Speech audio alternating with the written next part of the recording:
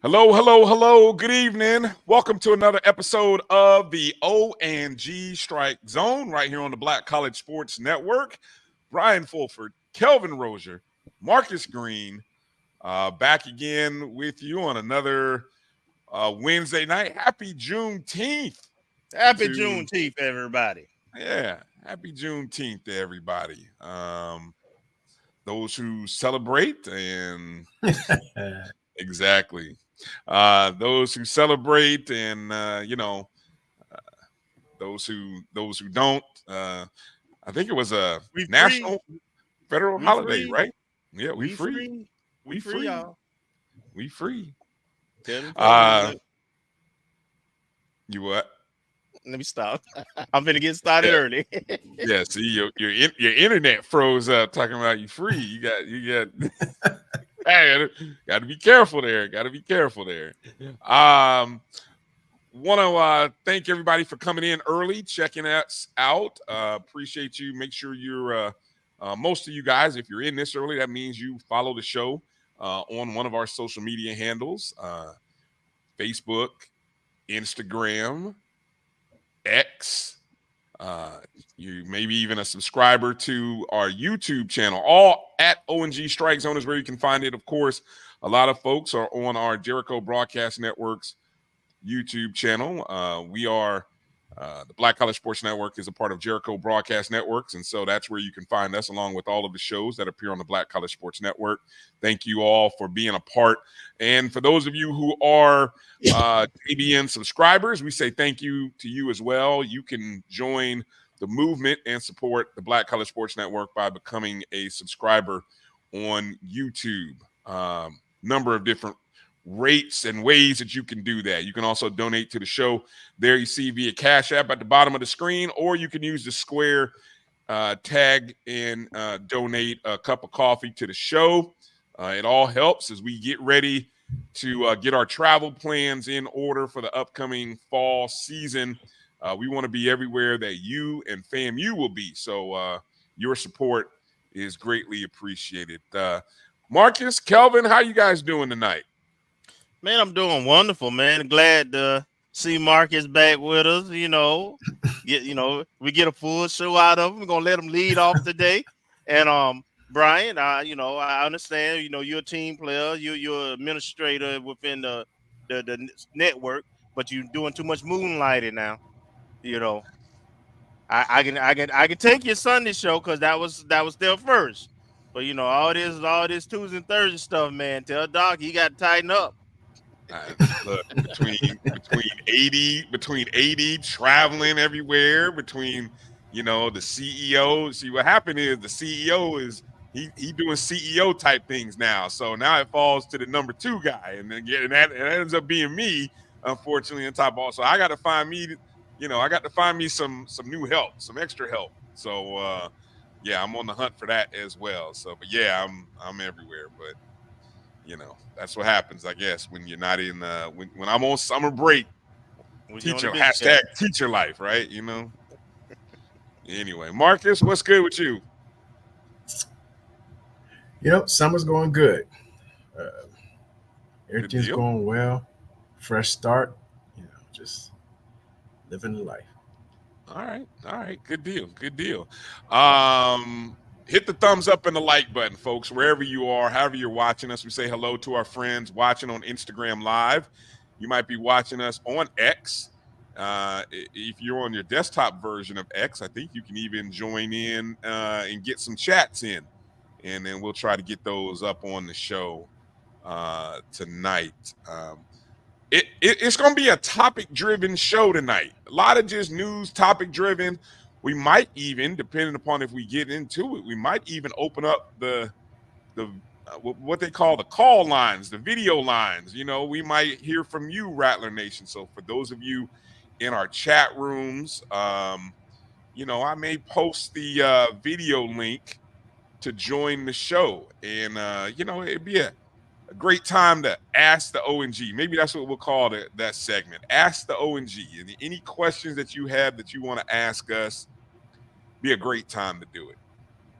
So look for that in segment 2. We'll see how the show rolls. And then if we have time, we will get into that. But again, want to thank everybody for checking in early here. Of course, as stated, it is Juneteenth. So we celebrate, it's funny seeing how the evolution of America's recognition of Juneteenth has sort of come along. When you say, I mean, I don't, when did it actually become and get signed into law as a national federal holiday? What year was that? Joe Biden in 21, right? Was it Biden? I mean, couldn't have been Trump. So, I mean, I guess it would have been Biden, right? Yeah. Yeah, I think it was Biden in 21. Yeah. I was kind of curious. I like to get up and work out. Faded out a little bit, Bryan. Okay. Well, what I was saying is, as I was driving out a little bit this morning, I saw a guy running with an American flag. And I was like, okay, I've never seen this guy. I mean, he was running. You remember, if you remember the beginning of the football season when Aaron Rodgers had a big American flag when he ran out on the field with the New York Jets? You remember that scene at the beginning of the football season? No, I don't watch the Jets.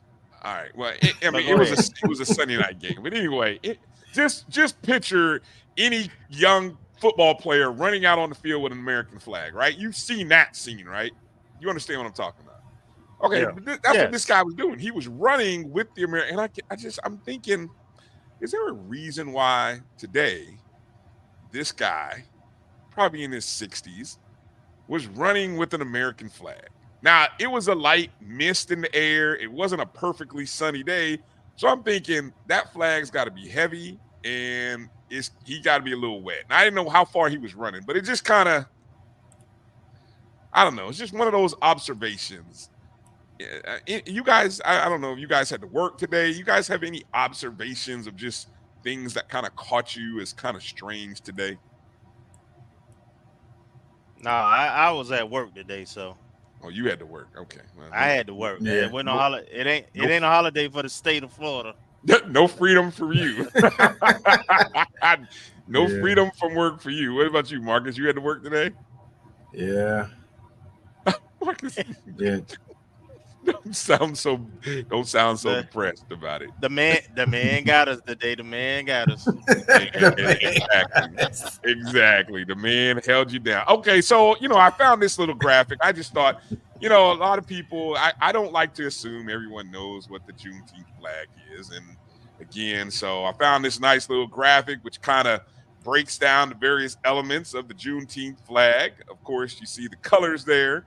The red, white, and blue representing the American flag. The arc of the curve that extends across the width of the flag, representing a new horizon of opportunities and promise that lay ahead for Black Americans. The star representing the not only a representation of Texas, which is June 19th, 1865. That's when Texas was, I should say, slaves in Texas were notified that, hey, you guys have been free for a while. What? 2 years. What? 2 years late. We've been free for 2 years? Yeah. So that would anyway.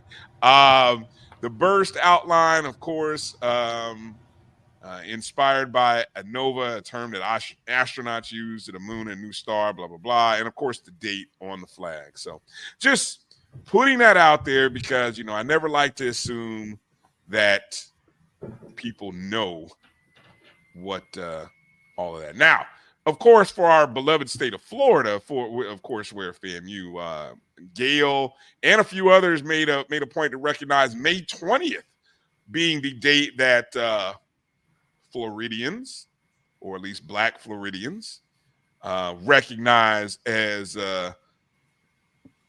Emancipation Day, I guess, in the state of Florida, May 20th. So just put that out there. Just thought I'd share. Okay. Let's go through some shout outs before we go to Marcus, and Marcus is going to lead us off with some recruiting news and some updates in there. So we always like to come in early and say hello and shout out to our friends who are joining the show. So first and foremost, we say hello to Ken. Ken coming in early. What's up? Way early. Well, I mean, good job. We love it. Bull checking in. Good to see you, Bull. What's going on, Bull? Yeah, of course. Shouting out Kelvin, who also got in a little early into the chats to see who was already there. Demetra Alford checking in. Good to see you, Demetra. Thanks for coming in. Demetra? Marvin Allen. Meredith comes in. Good to see you, Meredith. Meredith. Mary 305. Good to see you. Mary? Thanks for coming 305 in the house. Little baby coming in. Little baby. 245. Tamara T checking in. Good to see you. What's up, Tamara T?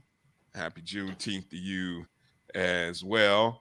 Watch JD TV just with the epic the epic letters there. You. Shout out what to they got. Damn you. Marcus, Macon represent. Macon, What's Georgia. up, Good Marcus? to see you, Marcus. Thanks for coming in. Karen Griffin. Good to see you, Karen. Good friend. Chuck Front. Who? What? Chuck Hunt. He coming in from Nashville. There you go. You see it. Monroe, Louisiana. Good to see you, Chuck. Edward Moore coming in. Good to see you, Edward. What's up, Ed? Instigator. Yeah, coming in from Dallas, Fort Worth, where they should have been big time celebrations in Texas, right? I mean, obviously, should have been. Yeah. Give me a rib sandwich. Right. V Gaines coming in.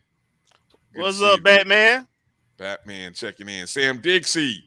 What's up, Dixie? Thanks, Sam, for coming in.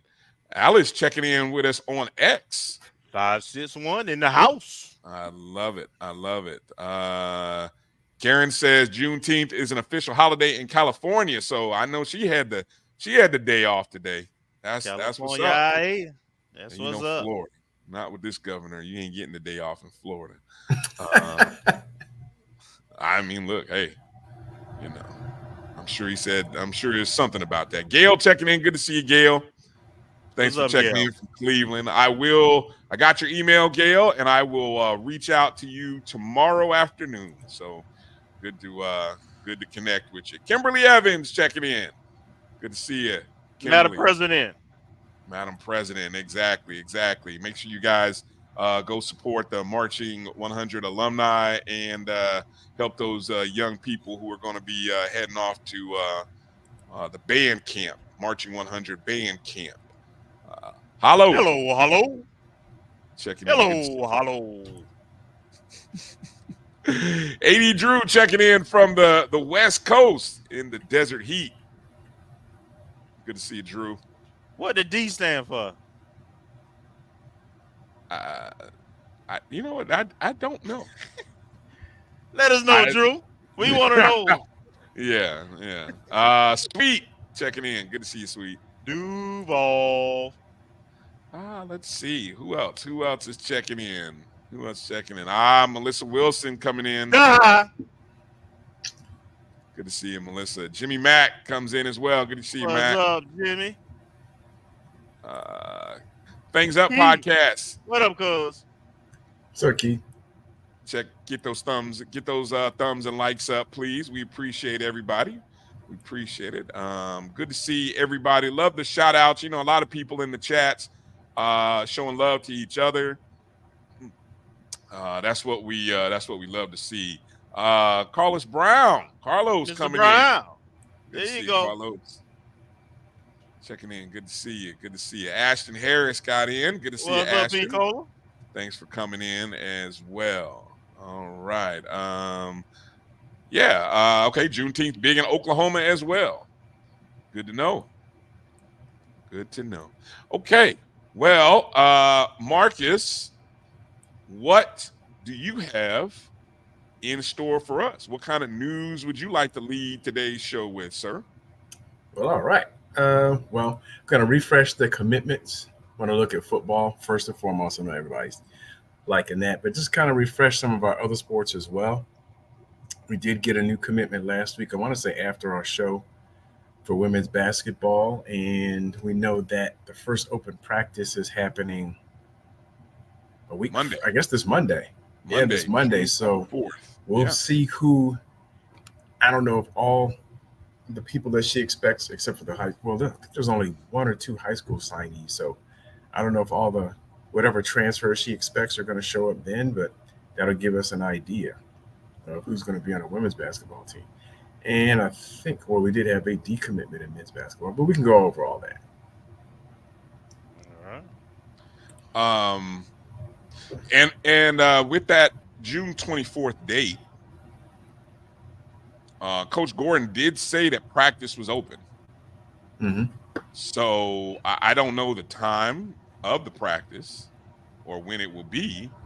Maybe she will post that. But if you want to go check out the women, I know that is an open invitation. I think the men actually begin practice as well. We're going to talk about the men's program coming up here shortly. But June 24th is also the first date for the men. So, everybody's in summer school right now, or at least the summer session is in. So, what else you got? Well, I would do with that, and I guess we could talk a little bit about the folks that have transferred out. I still have that slide. I've been trying to keep it updated from a football standpoint, but we did have a couple people from our Olympic sports, at least one person from track and one person from tennis. Yeah, so I don't have slides for that, but we can talk about that. I don't know if you had it. I didn't get a chance to check the. We talked about we talked about tennis. Now, if somebody other than Rebecca no, and just Rebecca. You did mention that last week. Yeah, we mentioned that last week. Now I think I sent in our group chat, I sent the one about our track and field young lady. I'll let you go ahead and mention that. And that's about all. That's all Kimmy I'm going to cover. Yep. Yeah, Kimmy McLeod, and we had her on the show back when. I'll go ahead and is your first slide ready? I can go ahead and put this up. Yep. So it's just a quick review. So just to refresh, because you see names and things flying all over the place. So in terms of football, starting off with that, wide receiver Caden Bridgman Peterson, 6'4", 195. And I guess when does summer term B start? Because I know that Coach Colsey, when I watched the show last week, he was saying that about 65 players are on campus now, and then maybe 15 to 20 more coming in summer B. Monday, that's what I thought. It's usually a week before 4th of July or something, like 10 days before. So I don't know who's going to pop up, but we have 85 players, so 20 more that he's expecting. And even last week, there seemed to be a flurry of PR action shots of players posing. So you're starting to see who's actually there now. So you can start to put some names like the transfer linebacker from Michigan's there. I have to go back and look. But a few of our transfers that happened in the spring, either during spring practice or post spring practice were in the promo photos, and a lot of senior players as well. So wide receiver, Caden Bridgman Peterson, Landon Bowling, and these are all folks that signed in the early signing period. So this is just a quick refresh. So he's a defensive end and tight end. Acion Cobb, a wide receiver. Montre Edwards, a defensive lineman. Jaden Samari Evans, a big tight end. I think he's playing tight end now. I think he played both. Jeremy Fishkin, and actually I saw some video of him. I think he's coming in summer B term because there was a Twitter post that I saw from apparently, I guess, the performance training outfit that he signed with down in South Florida, showing him working out. Said been with them 5 weeks before he goes up to FAMU because he was congratulating him for starting this summer. So I would expect that in case he's going to start summer B. Brecky and Harold. So hopefully everything's working out well for him. Austin Hooker, QB. Jalen Neal, running back out of Buford High School. Amari Johnson, wide receiver out of UCF in Miami, Florida. Kim, do we want to mention the issue with him?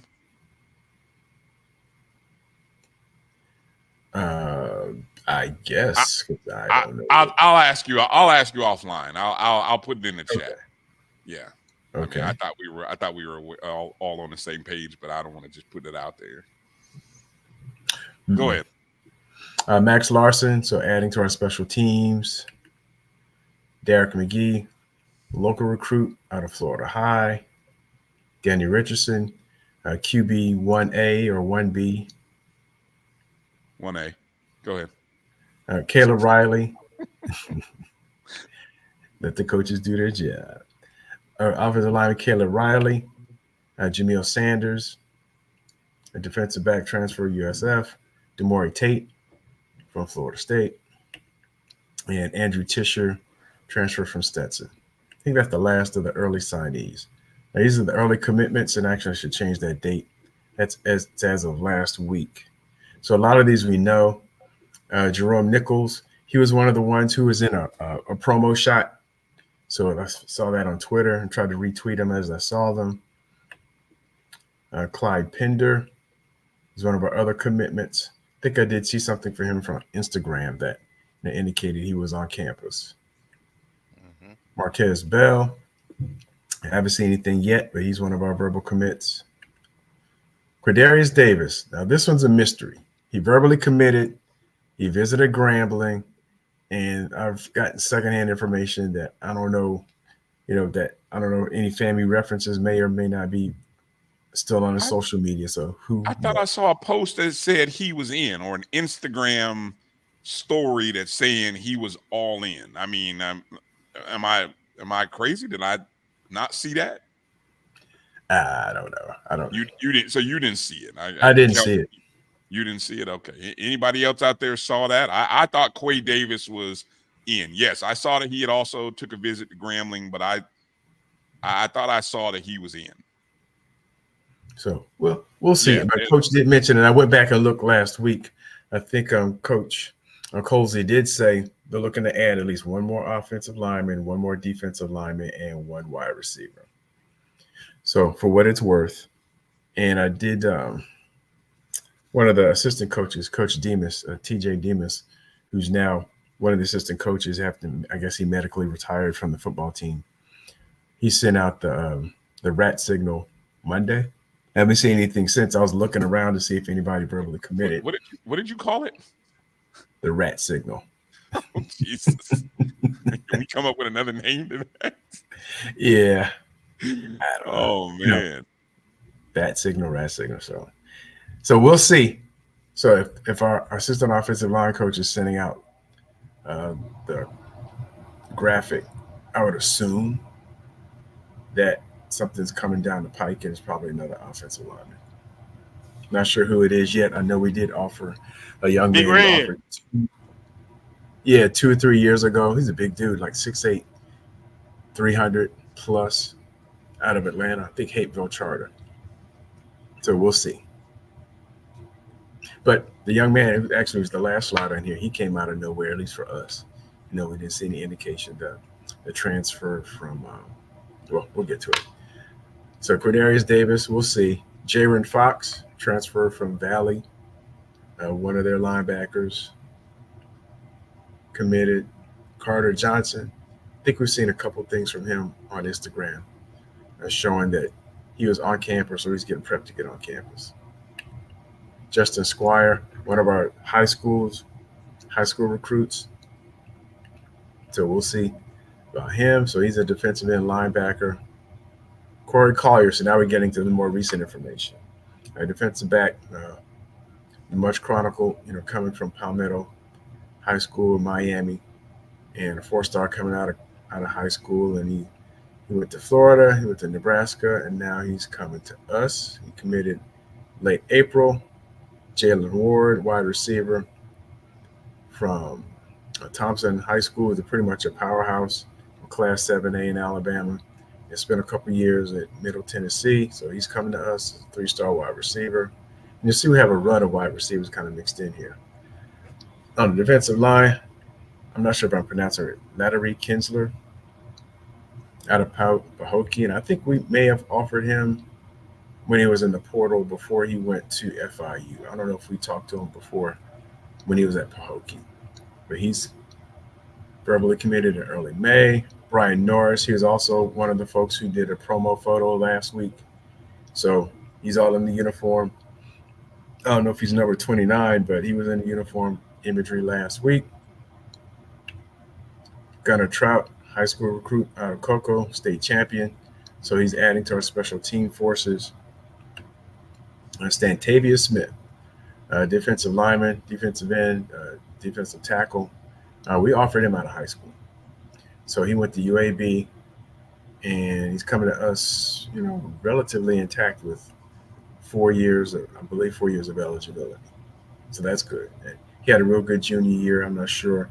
Senior year, I didn't see any accolades, but he was really, really highly rated coming out when we offered him originally.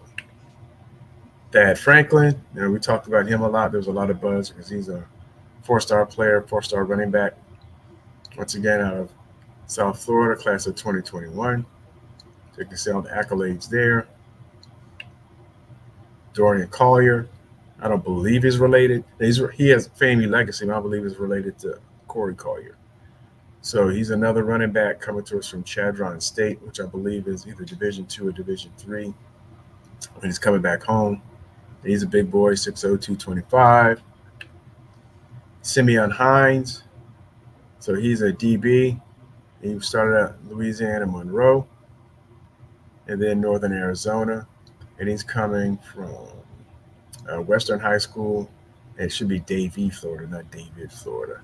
But Davie, Florida. And I believe that year, either that year, 21 season or 2020, I want to say 2021, they were really, really good. Cameron Donald, so now we're going to start our defensive line run. 6'1", 280 out of Woodmont High School, Piedmont, South Carolina. He's a dual sport athlete. So he's coming to us from Kennesaw State. So he's adding to the defensive. You said dual sport. I want to say basketball. Because when I was looking at information on him, that he played, looks like he played both sports, either basketball or track. Nick Demetris out of California, coming to us from UNLV. Once again, a 3-star prospect. So we have a lot of talent. I do not have, and I want to upgrade my data in terms of how many starts the players have had in the previous location. Because I think one thing that Coach Colsey mentioned, and you kind of see it in the numbers and it was even mentioned to me in other forums, that we have a lot of players that are talented, but don't have a lot of playing time as it relates to, playing time in college. And I'll say necessarily because it's a numbers game, they may have been stuck behind someone. So on a good side, they have the talent and they don't have a lot of wear and tear, if you will, a lot of injuries that we know of.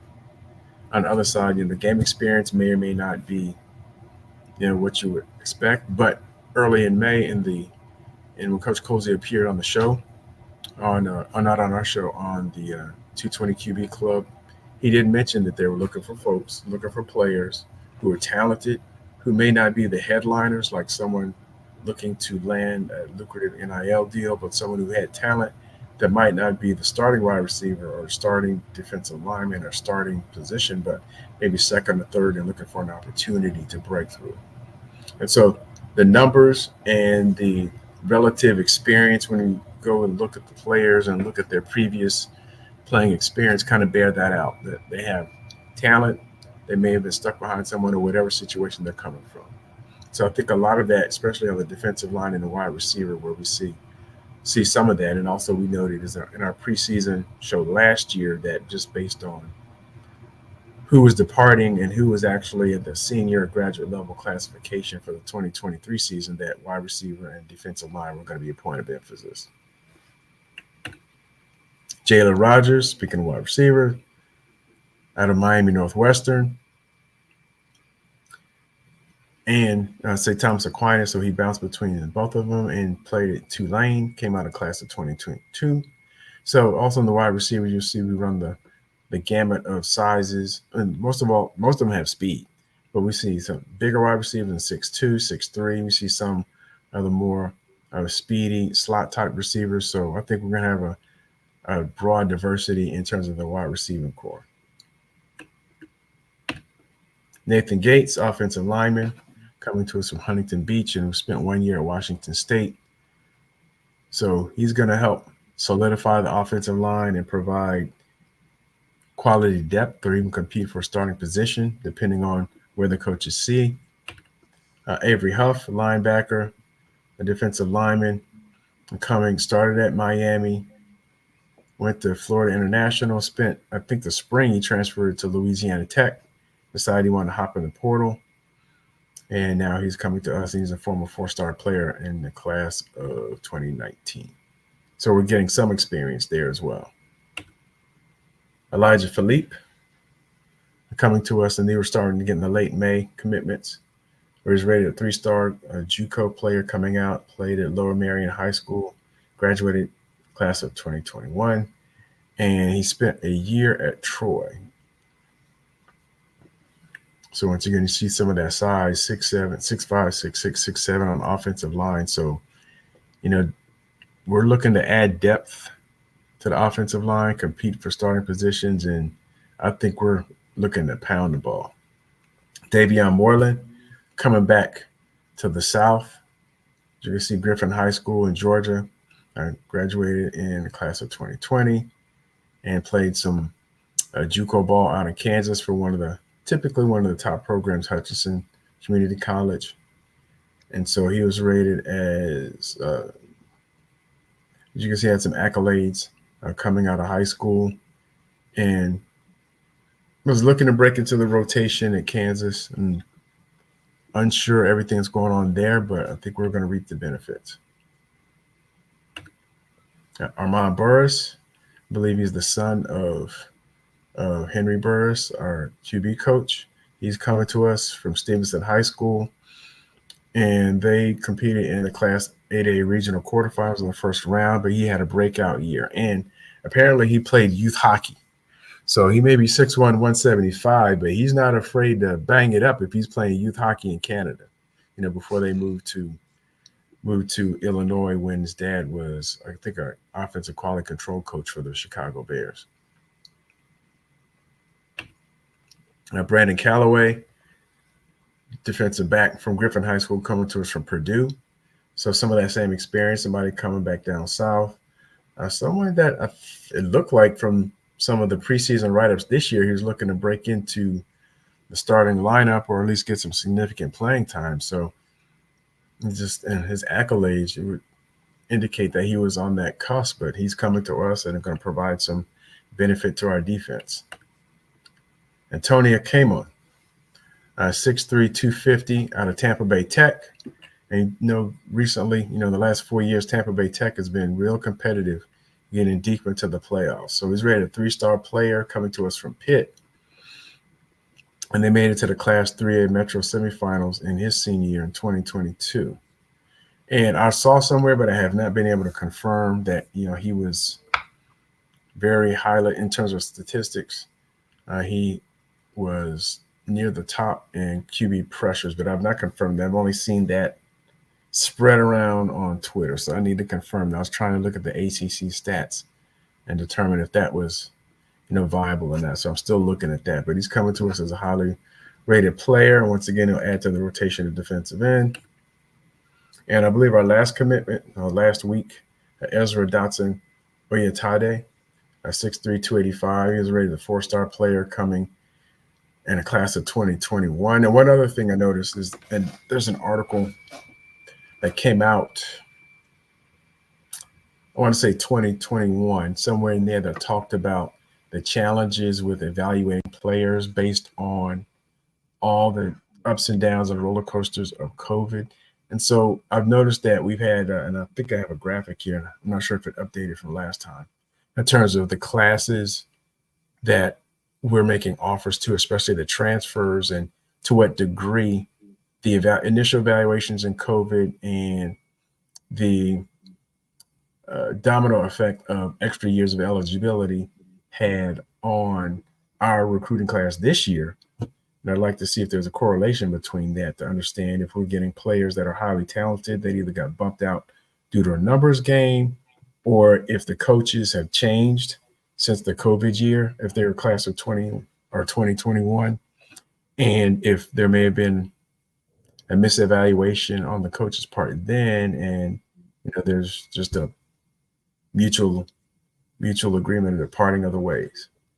It'll be interesting to see. So I'd like to see if I can tidy up my recruiting data to look at previous starts at the previous institutions, and I tried to correlate. Let's see, this may be old numbers, but this is based on last year's roster, so you can see where, from the number standpoint, if you look at the classification, once again, the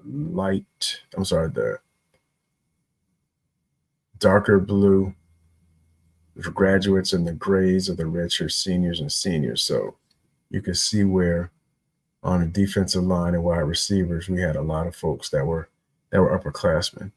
Now, I don't know if we'll automatically update it. It may not have.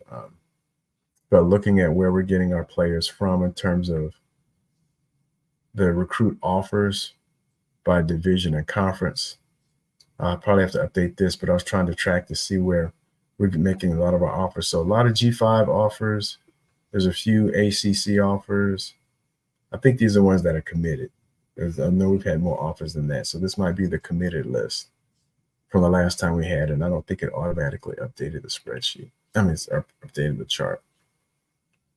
And if we look at it by position, the graduating class, you see that 2020 and 2022 have the highest number of offers for the transfers. So 2021 is coming up, but the class are probably most impacted by COVID is 2021, because that whole summer was a really contracted and convoluted recruiting season. There was no summer of 2020, which would impact the class of 2021. Didn't have true camps or anything like that. So I'm kind of curious to see the correlation. So this is the summer before COVID. So the summer would have been summer of 2019 when rising seniors would have had summer camps, then had a fall, graduated in the spring. So they were the COVID class that came in as freshmen. And so there wouldn't have been any camps for the senior class in 2020 who graduated that spring, or the rising juniors or the rising seniors in the class of 2021.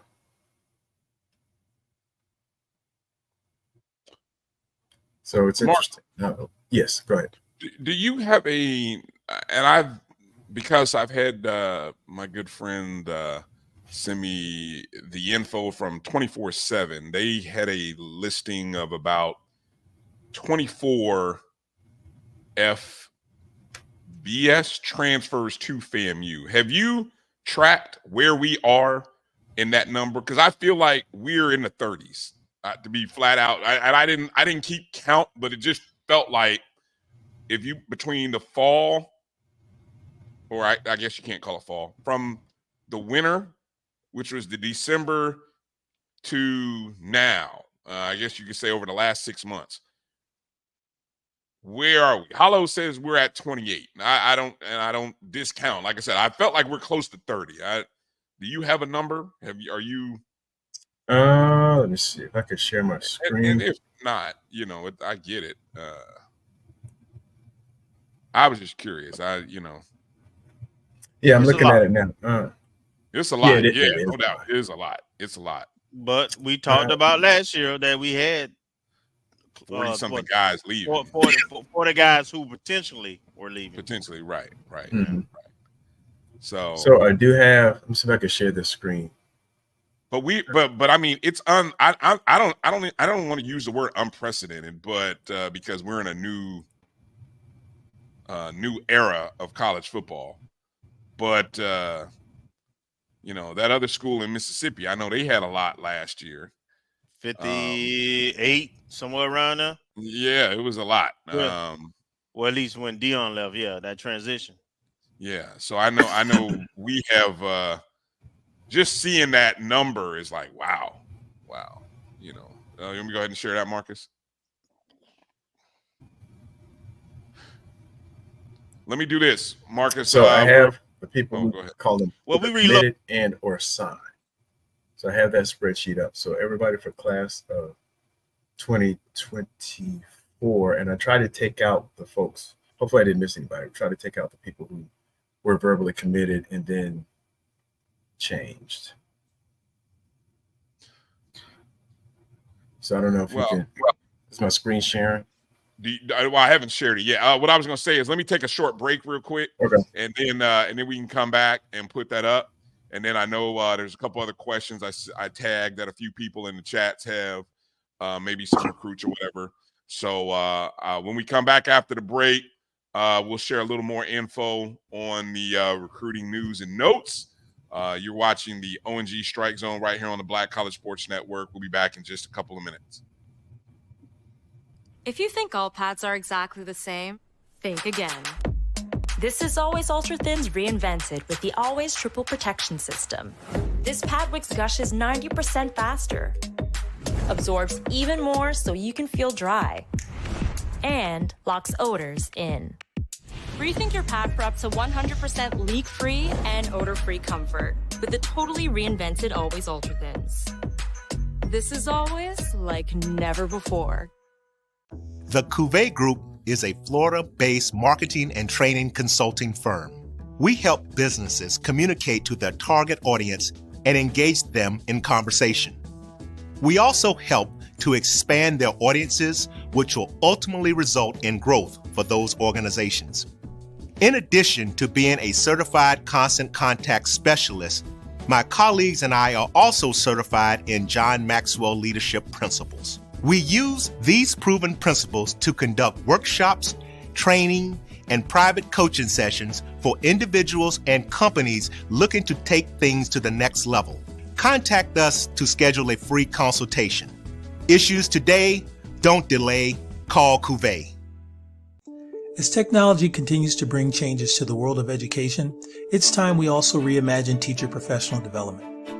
Gone are the days of one-size-fits-all learning that can only be accessed at a specific time and place. The Stride PD Center is an on-demand library of mobile-friendly courses that allow educators to learn anytime and anywhere.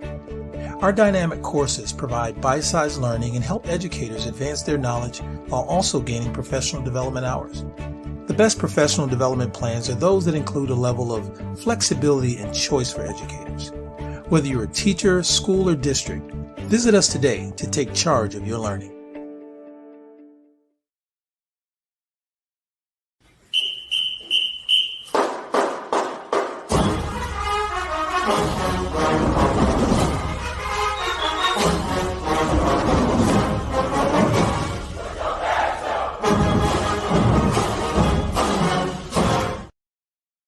Hi, my name is Michael Bastardo. I'm with FAMU, and make sure you guys check out all things FAMU Athletics with ONG StrikeZone. Strike, strike, strike again. That's right. If the home run king, John Michael Bastardo, told you to do it, then you need to do it. Appreciate always the shout out from John Michael. We'll share some news. Got some news about an opportunity to see him play sort of under the FAMU HBCU banner one last time. We'll talk about that a little bit later in the show. Want to encourage everybody who's checking in with us, hit the thumbs up and the like button wherever you are watching us. We'll say hello to our friends on Instagram Live and on X. You can always, all of you can always share the show. Just retweet it, like it, share it, however you can with the family. Let them know you're out here. All right, going to go back to Marcus here. As Marcus, we had some questions. Let me come before you go to adding. Let me ask a couple of questions here. EA asked a question: what happened to the linebacker out of Lamar, Texas? I saw something where he committed somewhere else. I know who you're talking about because I actually had him on the decommit list. Okay. So I forgot. Let's see. Let me pull that up real quick. Let me go see his name. Yeah, I saw something where he didn't officially decommit, but he was committing to somebody else. Okay. And then I saw James Austin had kind of let us know. You mentioned the Collier, Emory Collier's son. Mm-hmm. You mentioned the young man Collier being a bit of a legacy. So, yeah, Adrian Owens, the linebacker out of Lamar. I have to click on his social media to find out exactly where he went, but I want to say he committed somewhere like McNeese State or something. This was after he committed to us. So apparently there's a change. It's somewhere out there in either Texas, Louisiana. Gotcha. One final question from Sweet. All right, any players that had been in the portal that were sort of unknown? I know Cardell is still out there. Cardell Thomas has not committed to anybody yet. But outside of Cardell, anyone else that you guys can think of or are aware of? Let me see if I can do a quick update real quick. I can share the screen.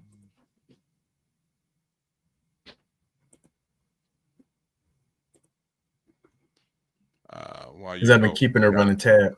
Yeah, keeping a running tab with highlighting who went where and try to get a timeline. So anybody highlighted in green are the folks that, as far as we know, made a declaration somewhere, either on social media or someplace that, hey, I'm going somewhere else. Everyone else is to be determined. I haven't seen anything. So I don't know if they're still in the portal or if they've reconsidered and come back and there was no formal announcement. So the ones who left, Marquez Phillips, wide receiver, he came to us from, I believe, Virginia State. And then he ended up going to Morgan State. And Michael Townsend, Rod Williams, and Cezanne Inge. Those are the ones that we don't know that they don't have. know. Yep. Mm-hmm. They know Tevin Griffey. Yeah, we know Tevin Griffey with the Boise State. Yeah. Chris Sanders, he announced a portal retraction in late April. General Hunt, we saw he transferred to Illinois. Johnny Chaney, linebacker, we saw he transferred to Colorado.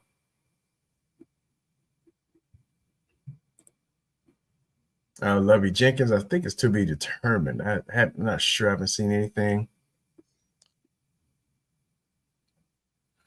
Alan Smith came back.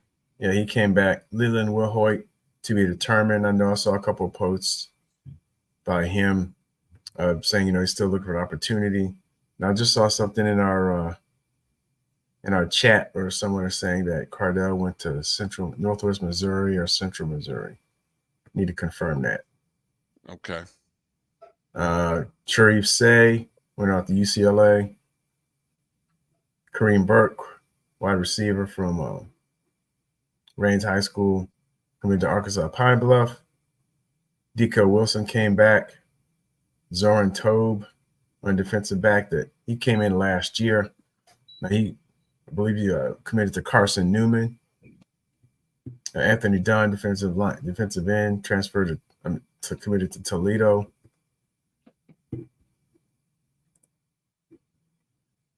Trevante Davis.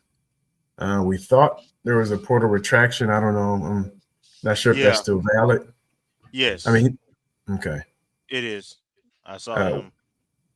Winston Frazier, same. Portal retraction. Kobe Gross, in and out really quick. Eric Horn, I think that's confirmed. I think he was one of the images we saw last week. Yeah, he's back. Mm-hmm. Zaire Riley, Nevada Austin State. Emmett Rhodes, a long snapper, committed to Akron. Marco Dubac, I'm not sure how to pronounce it. Dubac. To be determined. I did see he got an offer from Jackson State. Oral Gray, one of our defensive back and running backs, and he was a 3-star out of University Christian in Jacksonville. He committed to Itawamba Community College. Yep. Noah Ross, who came to us as an FBS transfer from Georgia State last year. Saw him announced, but haven't seen anything from him.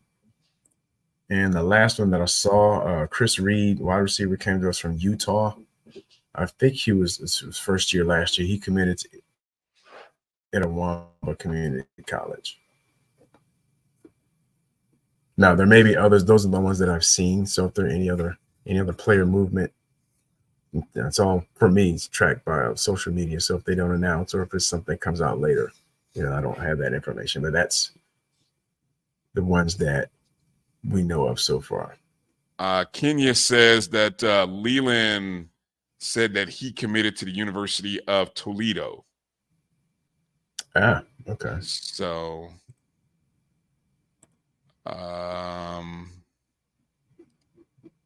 yeah. All righty. Bobby says Chris is still at FAMU.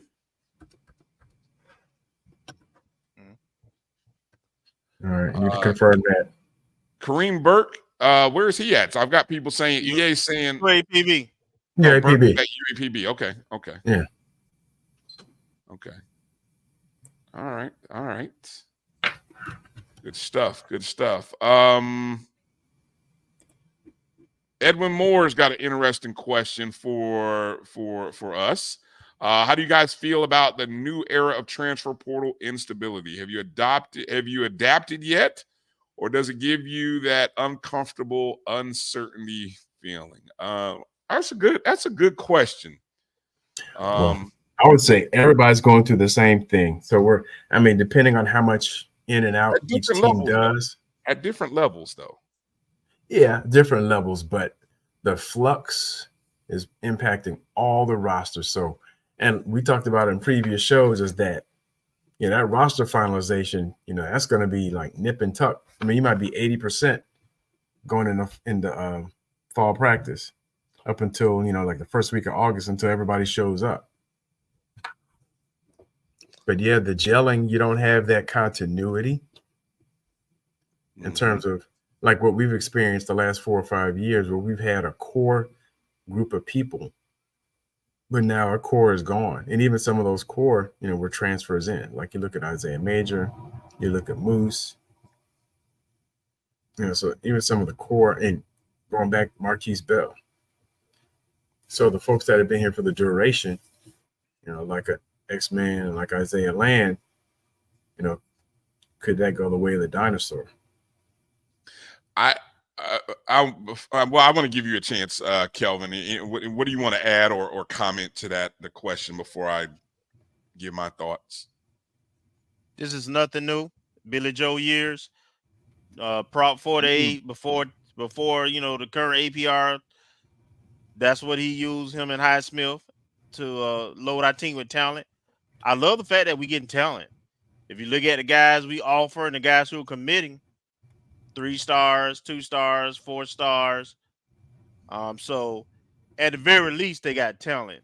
Now, in terms of gelling, and does that translate as a team to winning? We'll have to wait and see on that part of it.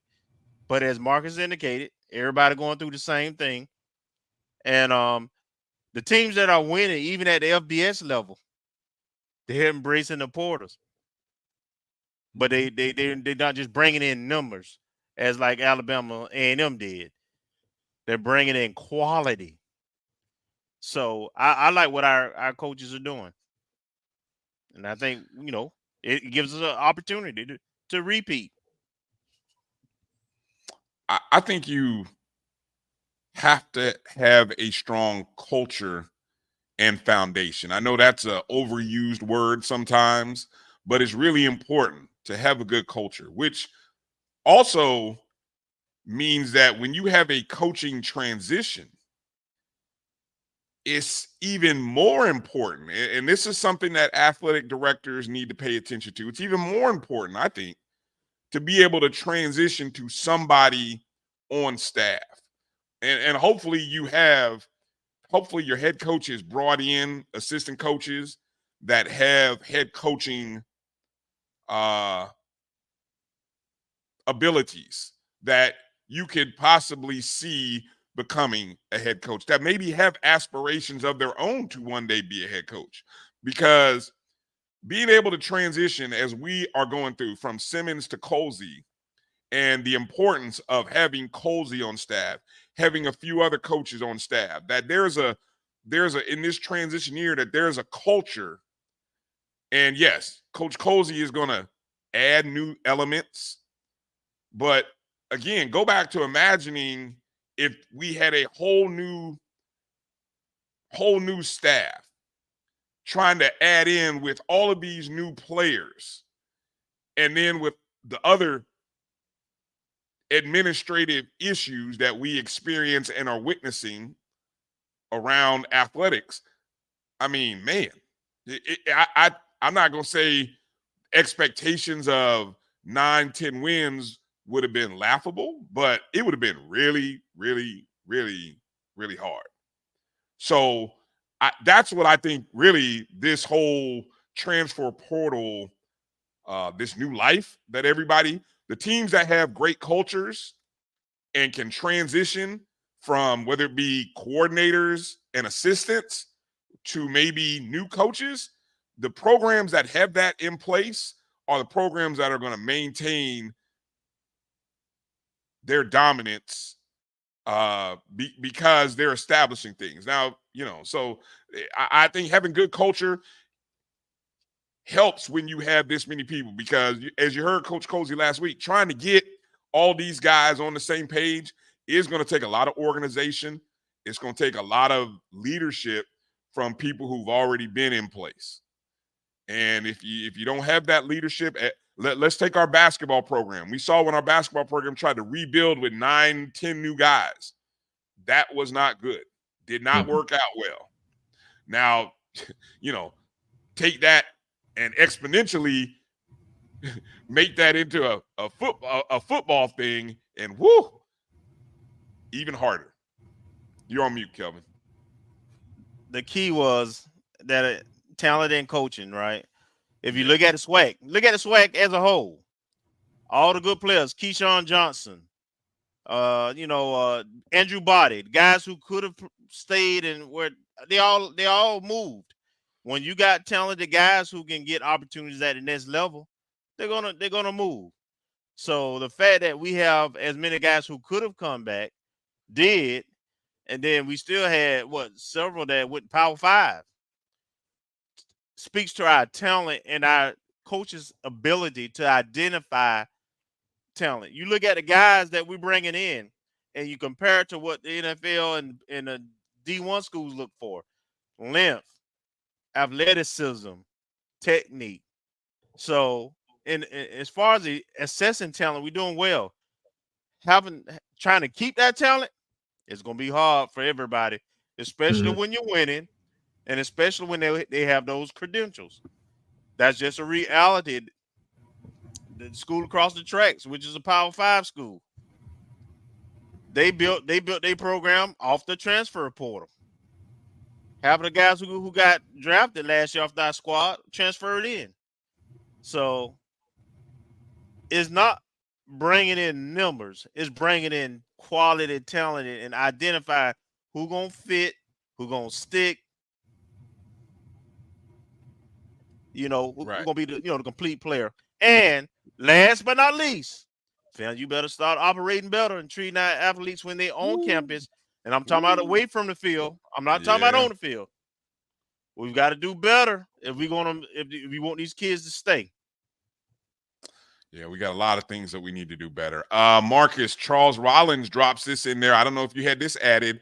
Quarterback DJ Boney transferred to Mars Hill University, which is a D2 in North Carolina, I believe. Are you I don't know how fresh that news is. I'll look into it. Yeah, we'll look into it. Appreciate that, Charles, for dropping that in there. I know that quarterback room is full.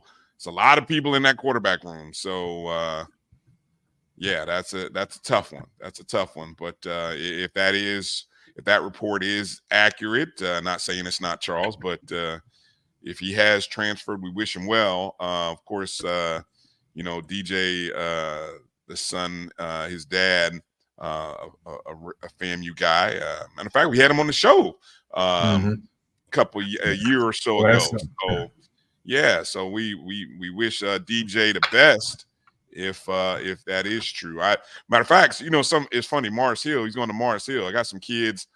There's a great connection between Orlando and Mars Hill. I know we've got a few kids from the high school where I coach at. There's a few kids that go to Mars Hill. So somebody in that Mars Hill program has got some Florida Orlando ties. So of course, DJ being from Orlando, the Orlando area, Evans High School, and Wekiva, I think, or maybe just Evans. I don't know. Anyway, but yeah. So, all right.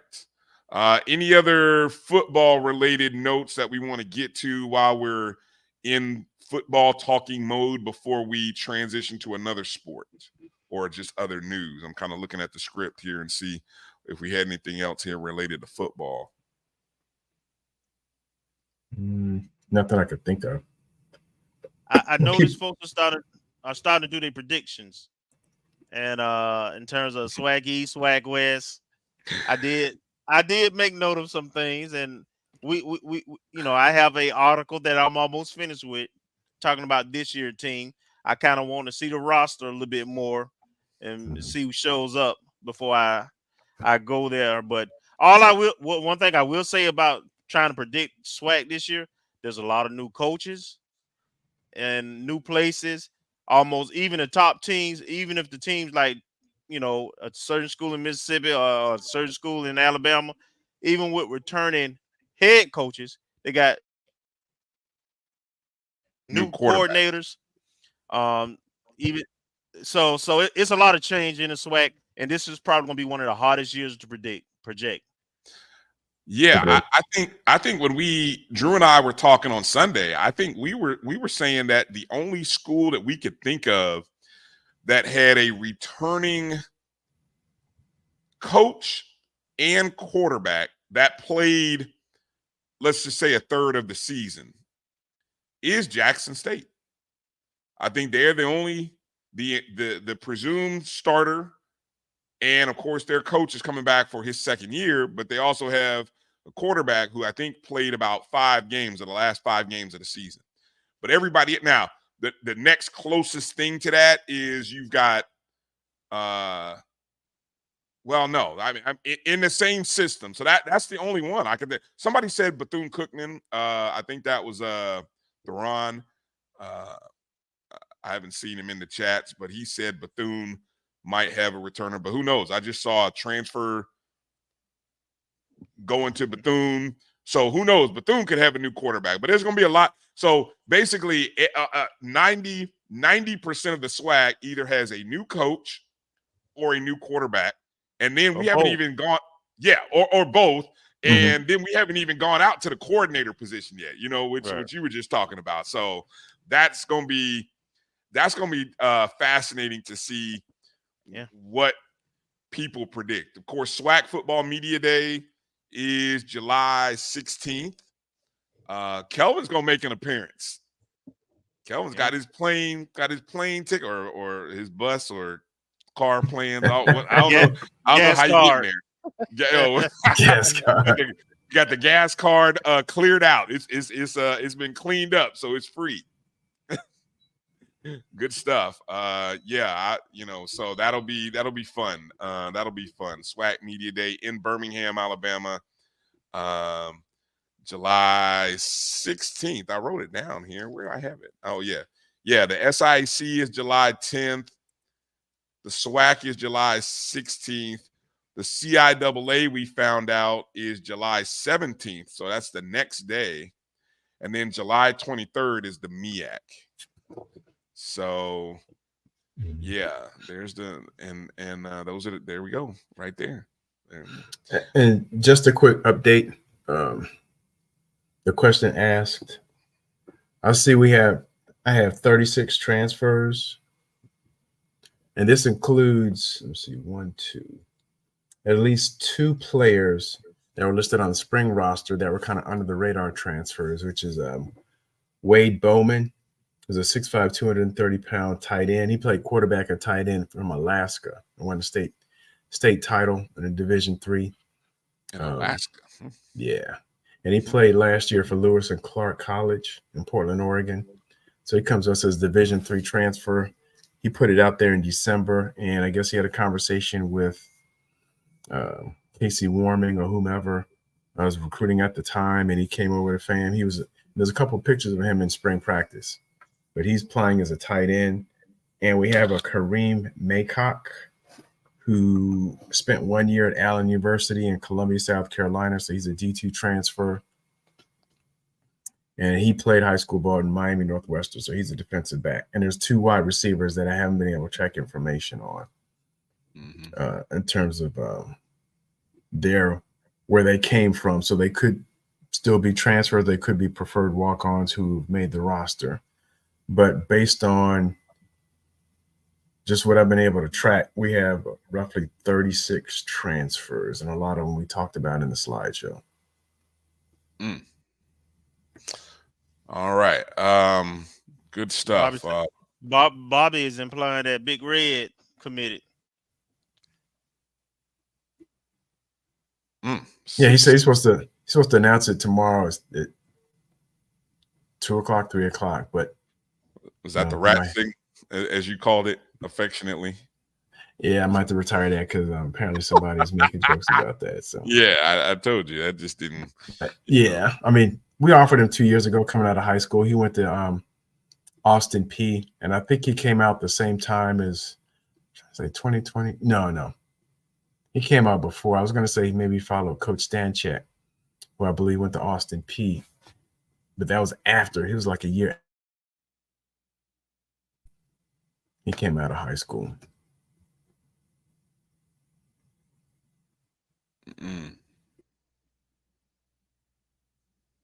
All right.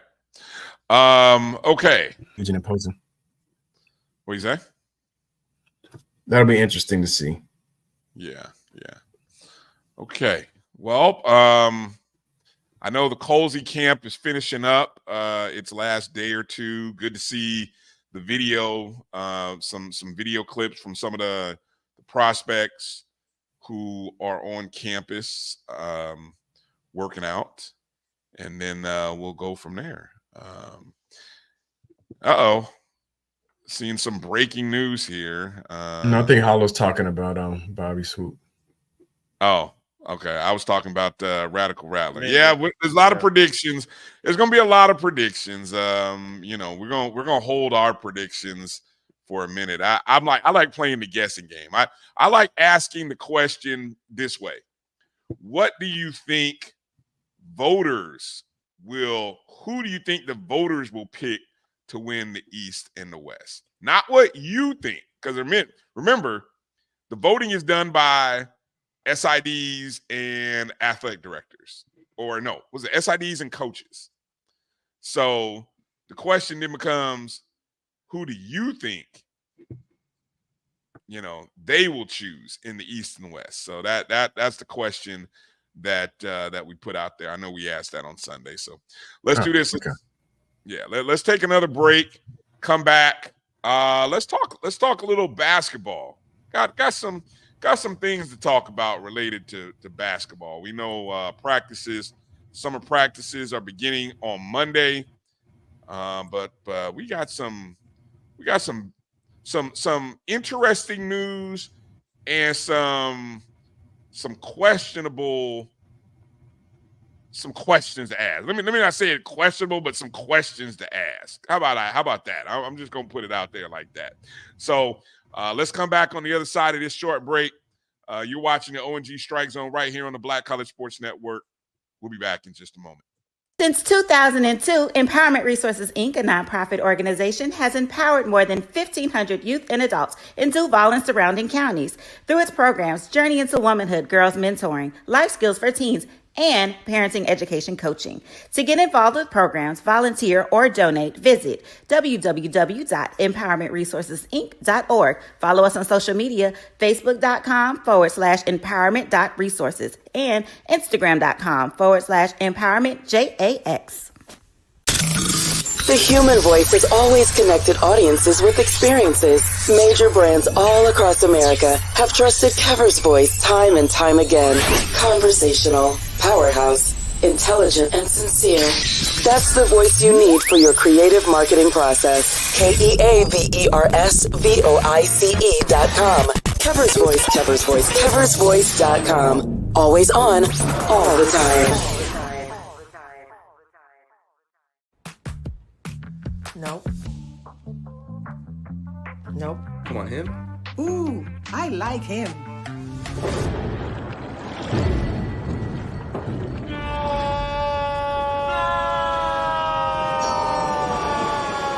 Quick, the quicker picker-upper. Bounty picks up messes quicker, and each sheet is 2 times more absorbent, so you can use less. He's an 8. He's a 9. Bounty, the quicker picker-upper. From novice to aficionado, find yourself here. High quality cigars plus personal customer service. Slow Burn is Waco's only mobile cigar lounge, featuring a meticulous, curated collection of premium cigars. Visit our website, www.slowburnwaco.com.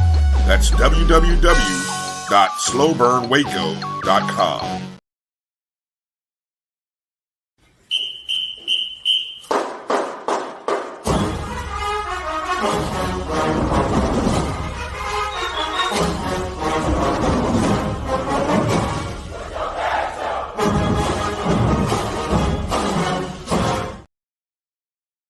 Hi, I'm Janaea Mogley. Greetings, I'm Kiana Watson. Hi, I'm Zoriani Hughes. Greetings, I'm Nia Morgan, and for all things FAMU Athletics, check out the Orange and Green Strike Zone on Wednesdays at the Black College Sports Network. Go Rattlers!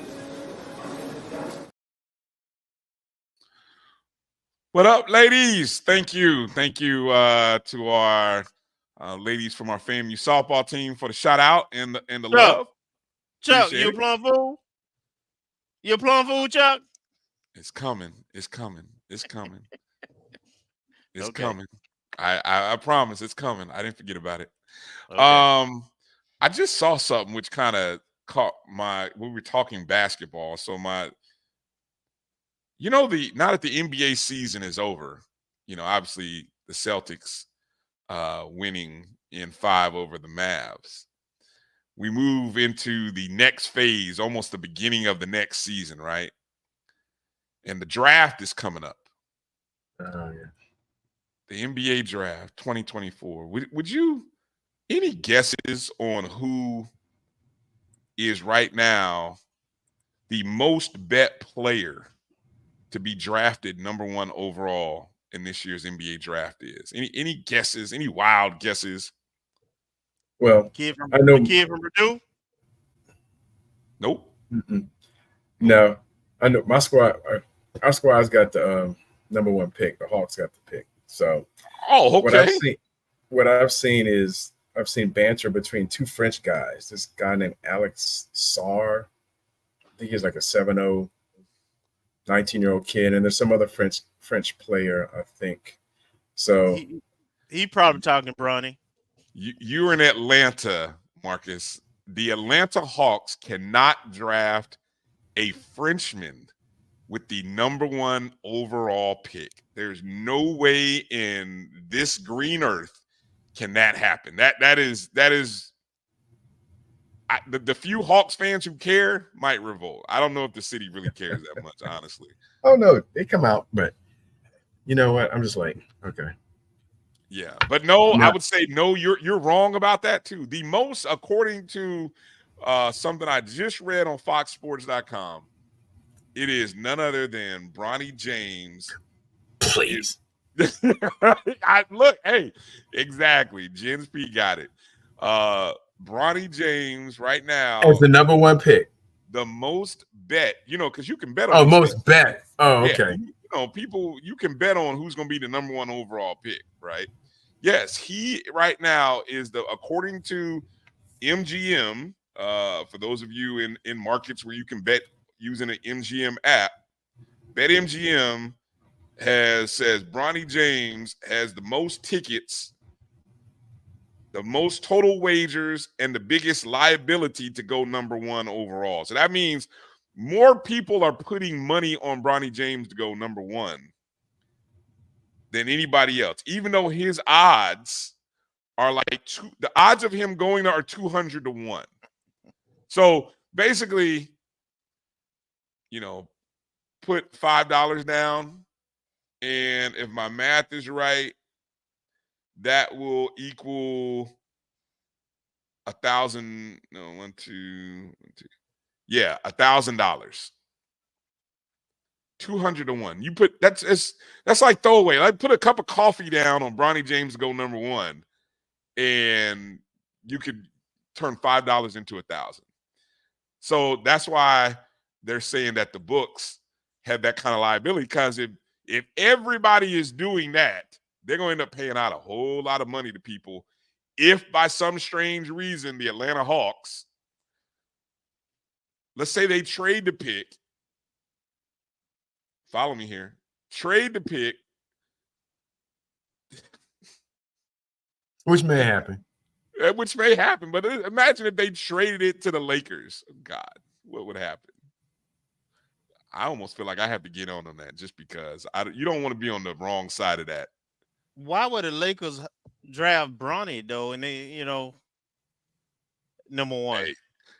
There's an organization that just fired a head coach who'd only been there a year, and they're letting him walk out the door with $65 million to not coach. The things that NBA teams do, man, I don't understand it. But billionaire egos. But hey, look, I'm telling you. All right. So I want to talk basketball for a second. Can we talk basketball for a second? Sure. I'm going to start with a video here because this popped across my timeline. No, which is this WNBA video? Oh God, no. WNBA. Why say it like that? No, we're not getting into WNBA talk. No, wrong show. First off, there are no HBCU players in there, and then secondly, the last thing we need to do is get into any kind of debates about on Juneteenth. Right? We ain't have no Caitlin Clark talks today. That's the wrong debate on June 10th. On Juneteenth, whatever day. That's the wrong. No, we're not doing that. Not doing it. Let me start with this. With all the changes in college athletics with NIL, I love the fact that these young FAMU alumni have come together to start a collective to give the university and their new head men's basketball coach, Pat Carey, a chance to compete for top recruits and compete on an even playing field in the larger tradition of PWIs. I'm hoping that the We Rattle Collective inspires alumni at other HBCUs, and I come from one myself, Knoxville College, but many others. My son went to Hampton, my other son went to Morehouse, my daughter, of course, went to Spelman. I hope these other HBCUs do the same thing and help raise the national profile of these colleges so future elite Black athletes will consider attending these schools and gain the culture and education that will come with the athletics. This is an incredible opportunity for us to leverage the authority of our own Black commitment, our loyalties to making these things better by using the new resources at hand to further implement our aspiration to make Black excellence a thing of the present and not of the past. Let's celebrate these brothers and let's invite many more to the table. Well, so we now have, a FAMU basketball themed collective in the marketplace. Obviously, we've had on the show a few weeks ago, the Fang Exchange. We had Ashley Coleman on representing the Fang Exchange. I noticed I've seen some things after the Alumni Association convention, but I haven't seen a full-blown launch just yet. But stepping into the marketplace of collectives is the We Rattle NIL Collective. So just a little bit about this. I want to say that we did try to reach out to the brothers or the people surrounding this group to try to get them on the show. And we're hopeful that eventually we will, to give you more information. But here's what we've gathered. The We Rattle NIL Collective, founded by a passionate group of FAMU alumni. We Rattle NIL Collective is dedicated to providing substantial support to FAMU athletes. The initiative is born from the recognition that financial support and resources have long been a struggle for historically Black colleges and universities. The collective is an alumni-driven initiative supporting FAMU men's basketball program in the NIL era. By providing financial support and exclusive merchandise, the collective aims to enhance the university's competitive edge and foster a culture of engagement and success. Okay. And again, you can find out more about the collective. There's the address, the web address there, part of the morethanbasketballbrand.com/WeRattleNIL. A few other talking points that came from their press release. And so this release was on June 7th. So just less than a couple of weeks ago. The collective has exclusive merchandise and fundraising. If you follow them on their Instagram, which is @WeRattleNIL, you can see that there is a merchandise store. You can go to the website and see that as well, where you can purchase merchandise bundles at various price points, ranging from $100 to $1,000, with options for additional donations to further support the athletes and the program. The bundles include exclusive items that aren't sold and licensed anywhere, are available in youth and adult sizes, and have no additional shipping charges. One other bullet point that I found interesting as I was reading through the initial press release, they talked about having special events and engagements in which they're looking to sort of grow the community. They say it's about building a community. And notice that last sentence in there, I kind of highlighted. They talked about creating events to strengthen the bond between different generations of alumni. Additionally, notable alumni and sports figures such as Shaquille O'Neal's involvement bring excitement and visibility to the collective's effort. So I'm like, so Shaquille O'Neal is a part of this? Shaquille O'Neal does have a son who's in the transfer portal. Was at Texas Southern last year. I believe it's his youngest son, Shakir. Quite interesting, huh? Are you guys, before I continue on and tell you the who, because right now, JT's asking the question that I think a lot of people have is, who's behind We Rattle? What questions do you guys have thus far? Who these peoples? Hey, after the donate gate, We just got to know, man. We got to know who we dealing with, brother. I love it. I love that they came out here. You know, the website kind of looked like I hadn't clicked on everything, but you know, they got some information out there, and you know, got some merch out there. All that looks good, but I don't know them, and you know, coach is not on board yet to give his stamp of approval. The AD ain't said nothing, so I'm just waiting. I'm waiting for more information. I hear you, Edwin. We waiting for more information too. We trying to, but look, I'm putting it out there. Yes, yeah, getting Shaq's son would be huge. So this is what I've been able to gather, and I've tried to ask a few people, even talked with Coach, to try to get Coach Pat to try to get some information about the collective and the people behind it. So as best as I can tell, okay, and I'm putting this together. The site is hosted by the More Than Basketball brand. More Than Basketball is a company that was founded by, and I hope I'm saying the name right in case he's listening or any of his people are listening, Arize Afajika. He's a FAMU grad. Sports management was his major at FAM. He started this company in 2009. He's from the Washington, D.C. area. The company started hosting events. They're a event management agency that hosted dozens of annual basketball showcases. This is coming from an article that was featured on Anscape.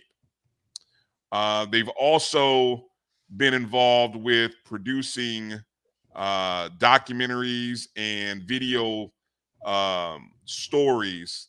The documentary that's mentioned there, Wicked Jump Shot, is actually a pretty interesting. I haven't watched it, so I'm going to preface that I haven't watched it, but I'm reading from the Anscape article that.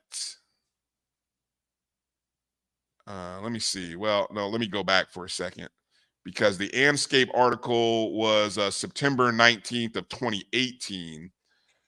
The actual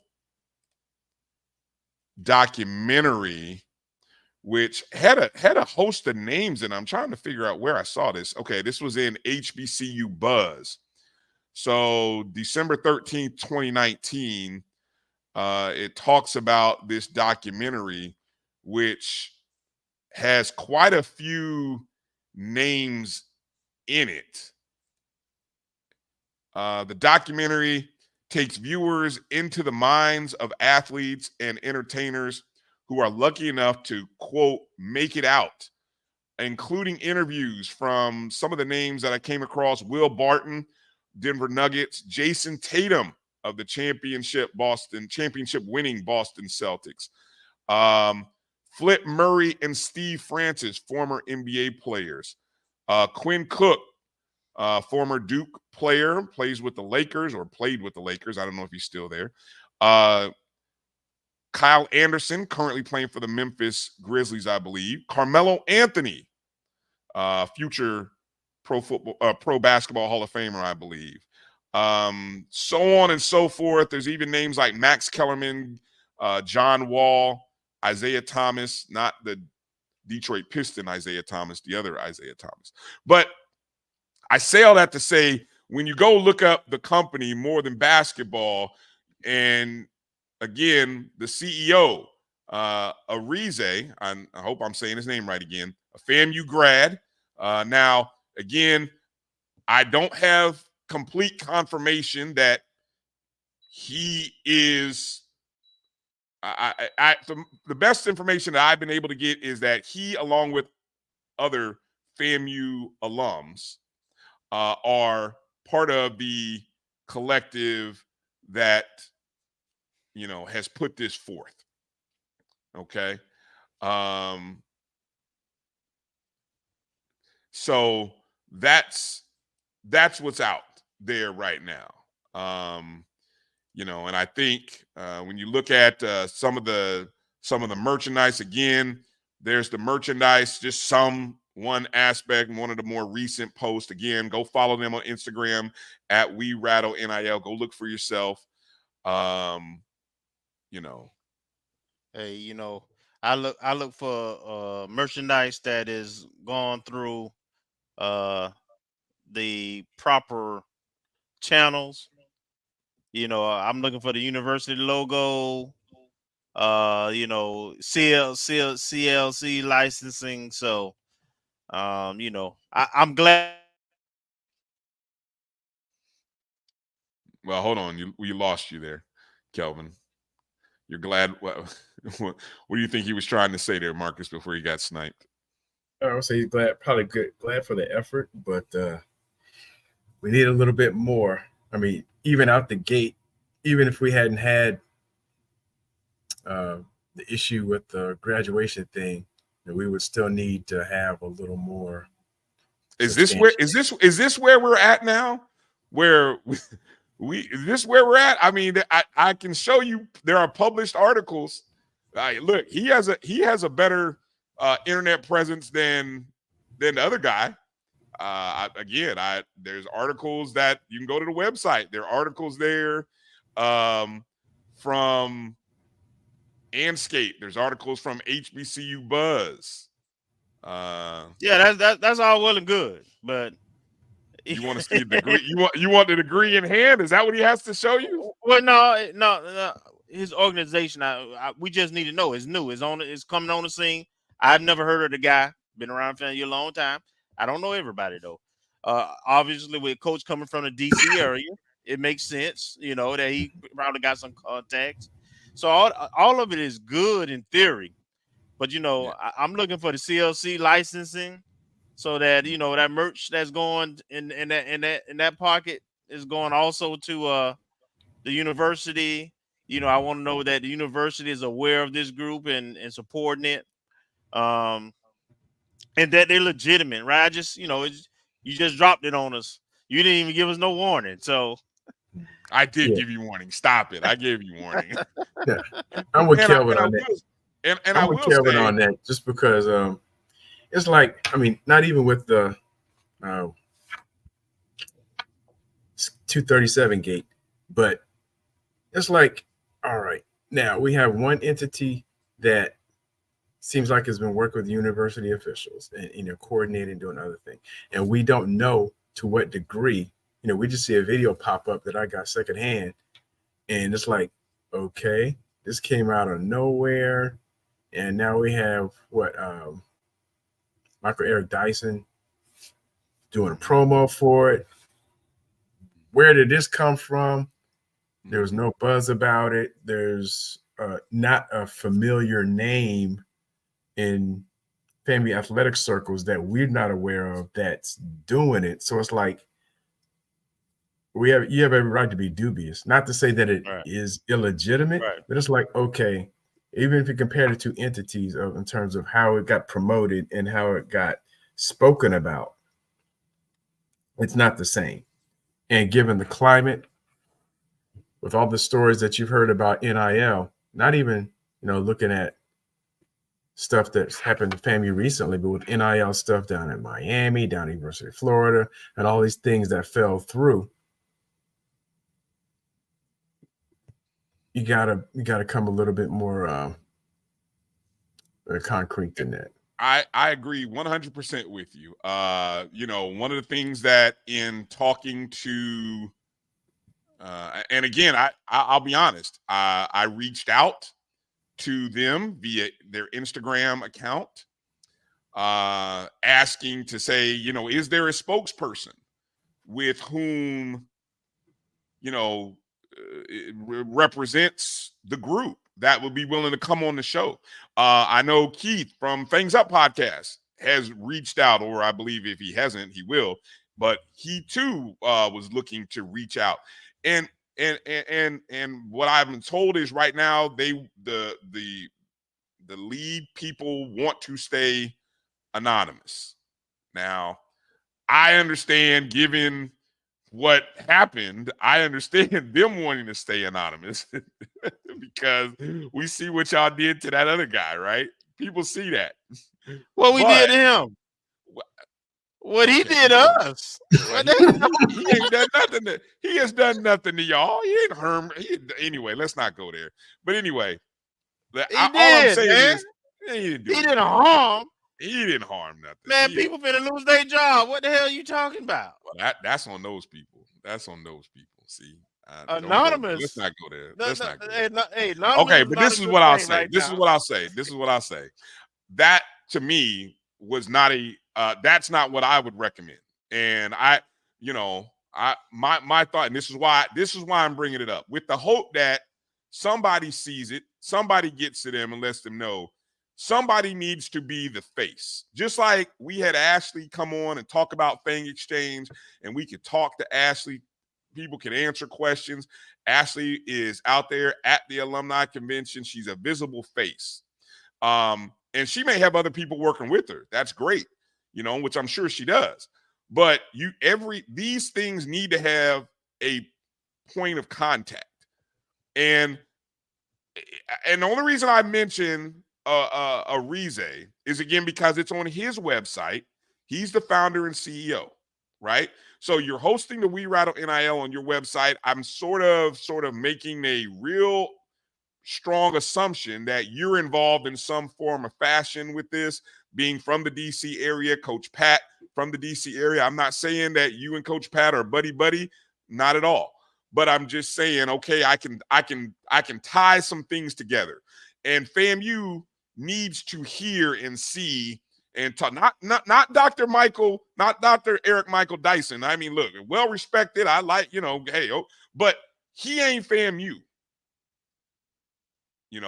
Arize, you're FAMU. If you graduated from FAMU, you're FAMU. FAMUans want to see and talk to you, want to hear from you. And maybe the rest of the other people want to be silent. Sure, let them be silent. But somebody from this group, and it is not Coach Pat's responsibility, right? He's got enough challenges right now. But whoever from this collective, We Rattle NIL, needs to come forward out front as a spokesperson or whatever and introduce themselves to Rattler Nation. And he's a great, and I'm looking at his LinkedIn profile right now as I'm talking to you guys. He's done a lot of events in the DC metro area. I know the type of exposure events and the type of things. And if you go to go look at the website, folks. You can go look at the website and it's all there. Nobody's hiding anything. So someone with that kind of credentials needs to be the face out front, because it is, in my opinion, from what I'm seeing, it's credible. It's more than what, as Marcus called it, 237 gate provided. It's more, way more. So that's all. That's all. All right. Again, as we get more information, we'll share. But I wanted to put that out there. Now, sticking with men's basketball, got a question for y'all. Got a serious question here. There you see from the press conference back on, I think it was April 19th, Coach Creary, along with VP Sykes on the left, Dr. Robinson on the hey, I know where you're going. That was before donation gate now. You're right. So let's just, okay. So the question is, there's a lot of money in the question, right? At a recent Rattler Booster Club meeting, VP Sykes had made it known that the $20,000 that the Rattler Boosters had committed to coach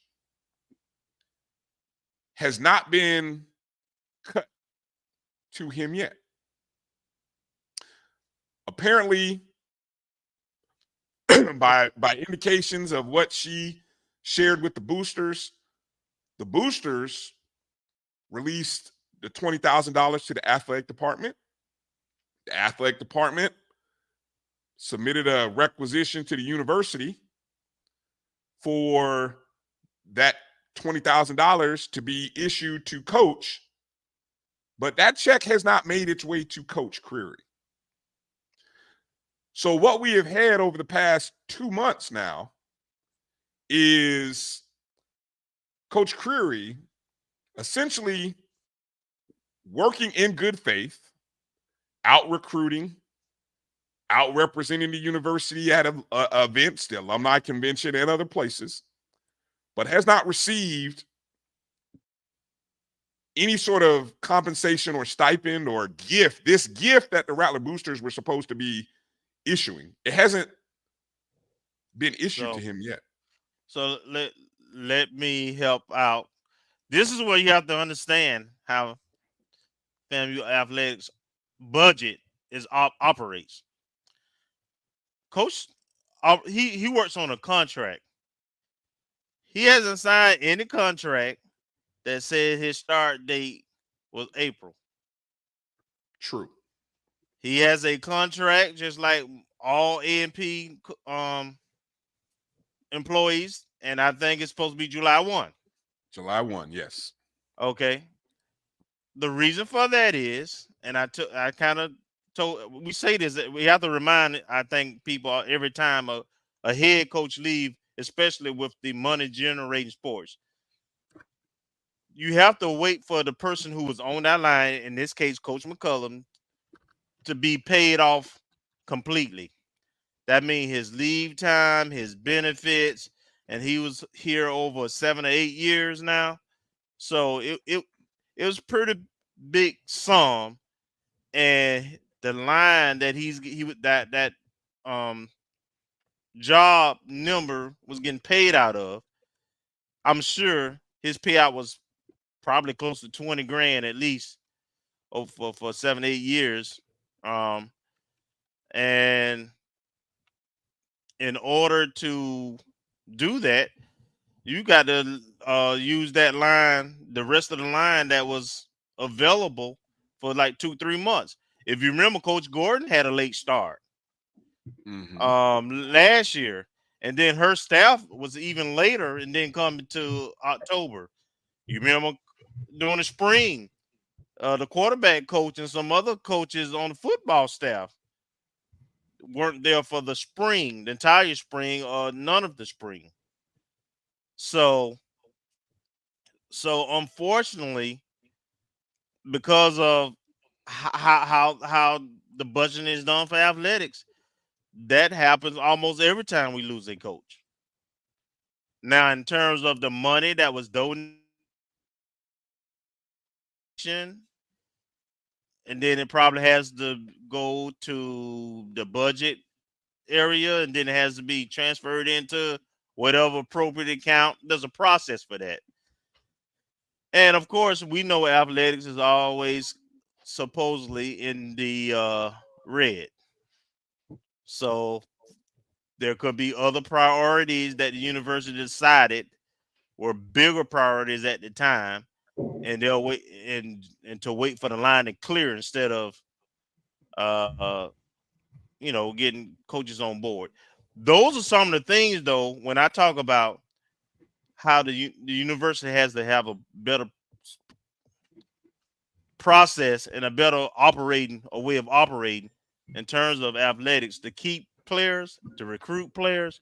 Those kind of things we got to clean up. But let me ask this. Help me, help anyone this is what, I'm making calls trying to find out this information.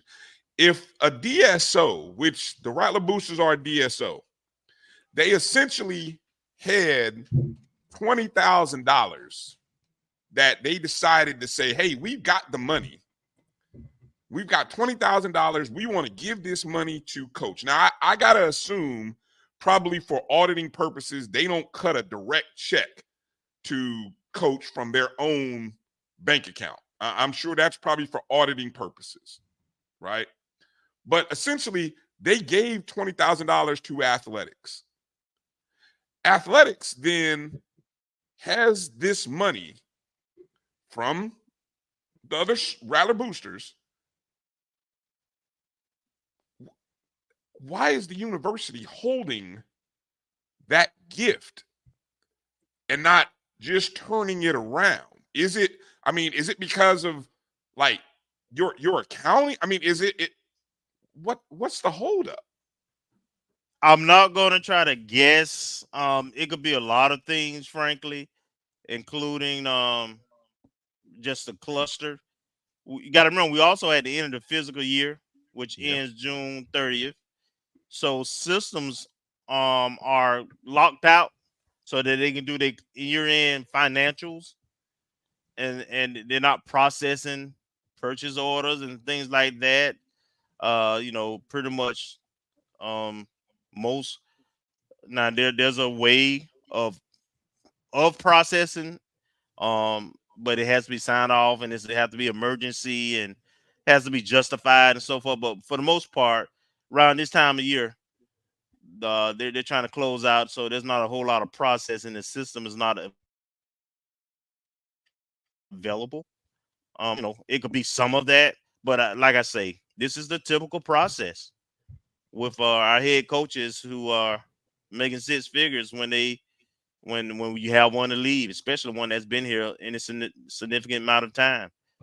You have to. We were fortunate in football, not only because of the sense of urgency, but we had a line we could still pay coach out of because he was already on staff.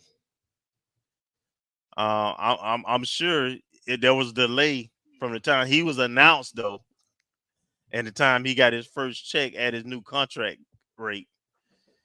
So is there do you think and I obviously look, I'm going to reach out and see if we can get, and let me say this in terms of Coach Creary's contract, which is supposed to be reviewed and we assume approved by the Board of Trustees on Monday, June 24th. Now that's according to the story that I saw on Rattler Nation.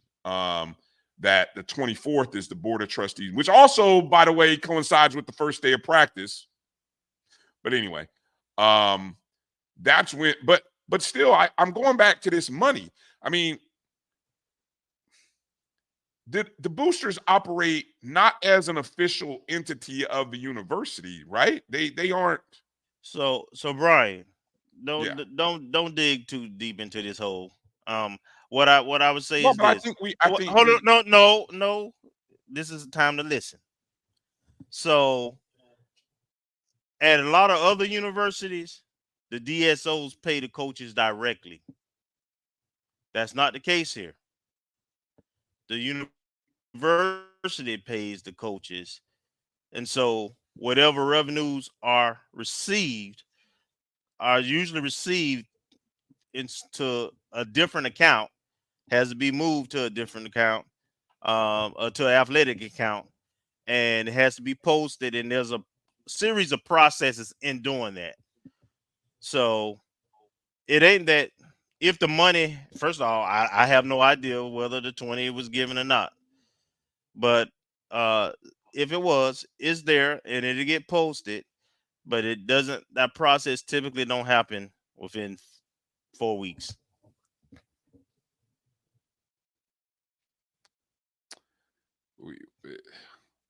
The process, this is bad business, in my opinion.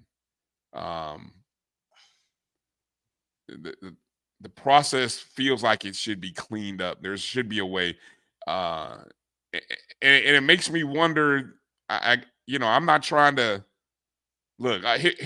Plain and simple is you got somebody for 2 months operating. Hey, Bryan, on your behalf. Hold on, Bryan. I was asking you not to go down this rabbit hole. Let me just share something else with you. You had faculty teaching a term since the beginning of May who hadn't got paid. Wow. So is I'm just saying.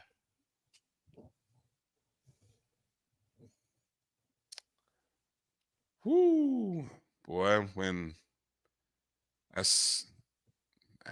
I'm speechless at that. I hope the gentleman on the far right is aware of all this, because it falls right on his shoulders. Right on his shoulders. Well, I'm at a loss for words now. Yeah, it's deeper. It's way deeper than what I thought it was bad, but I didn't know it was that bad. Damn. All right. Next. Jesus. Got me stuck here. All right. Well, I will say this on a more positive men's basketball note. Former men's basketball alum Nasir Kaur, who there you see pictured, as part of the FAMU team from, I think what I wrote in the notes here. There was a great article written by Gerald Thomas, GT3, that Nasir played for FAMU from 2016 to 2020. The COVID-19 year prematurely ended his college career. Then Kaur went to play professionally in Albania, where he won a championship in 2022, as well as collecting awards such as Finals Most Valuable Player, Guard of the Year, Import Player of the Year, and First Team All-Albania. Then this past May, he went to the Big Three Combine. And those of you who may not know what the Big Three is, it's the Ice Cube's 3-on-3 league, summer league. I think they're in their 7th season, if I'm not mistaken. But anyway, he was at the Combine. He got selected 10th overall. There are 12 teams in the league.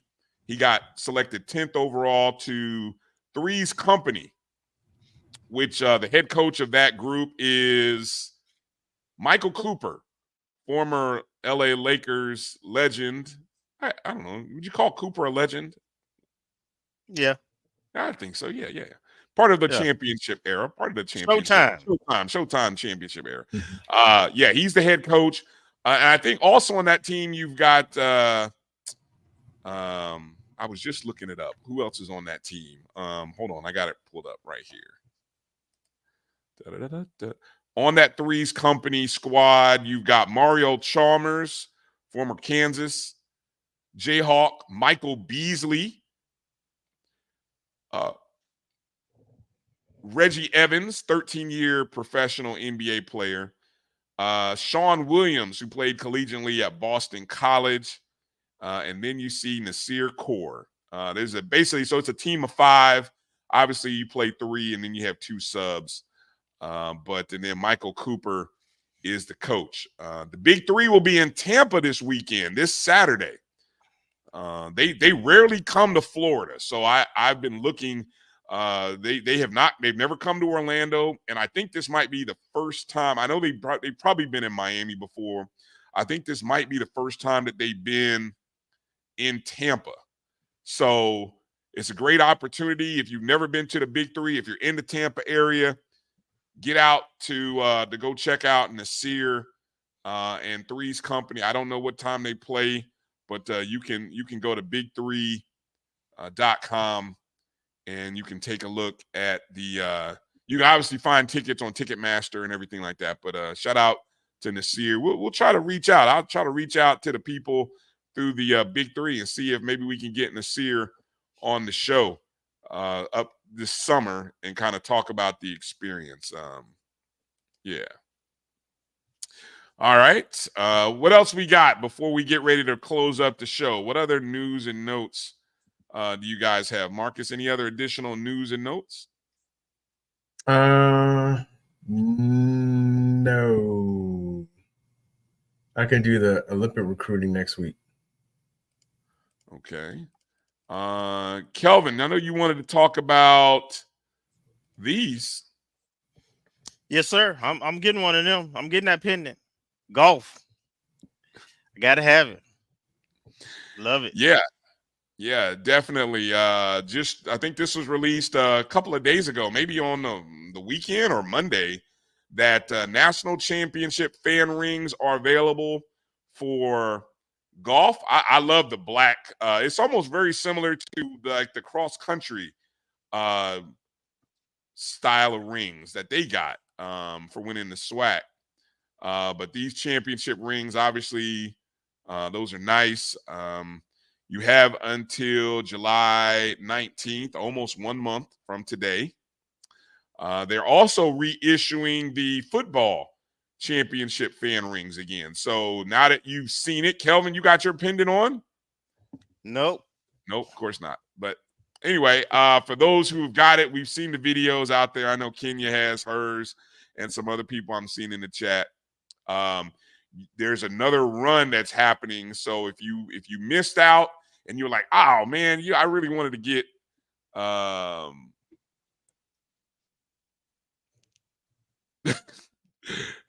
Jens P, I just saw your note. That's funny. Yeah. That's It funny. is. That's funny. It ain't, but it is. Right. It's sad funny. Sad funny. Now I want to know what it was about. But anyway, that's not my business. But anyway, so get your fan rings not only for football, but for golf. And then Kelvin, you said there was some extra little nuggets there. If you go to FAMUathletics.com/golf fan ring, you said there were some other items that you could purchase on that page too, right? Yes, for golf, they have T-shirts, hoodies, and short and long sleeve T-shirts, and a little bag that you can get with the same stuff on it. Yeah, they got merch. They got merch, probably officially licensed merch too, right?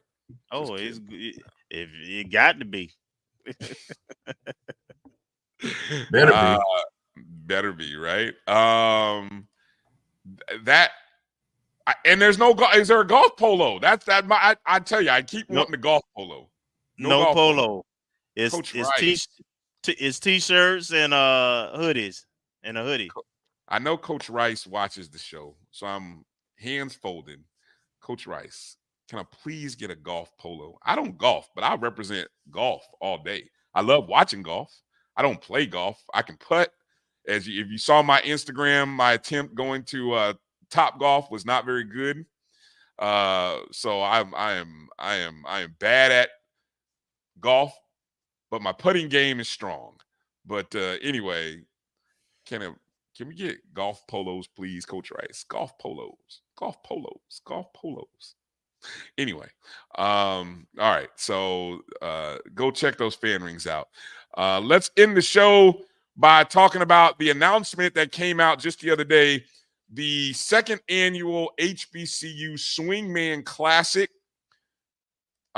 presented by T-Mobile, will be All-Star Weekend. It'll actually kick off the All-Star Weekend or the All-Star Week for Major League Baseball, July 12th in Texas, Dallas, Texas, or Arlington, Texas, or maybe outskirts of Dallas. I don't know. The home of the Texas Rangers. So wherever the Texas Rangers play in Texas, that's where this game will be played.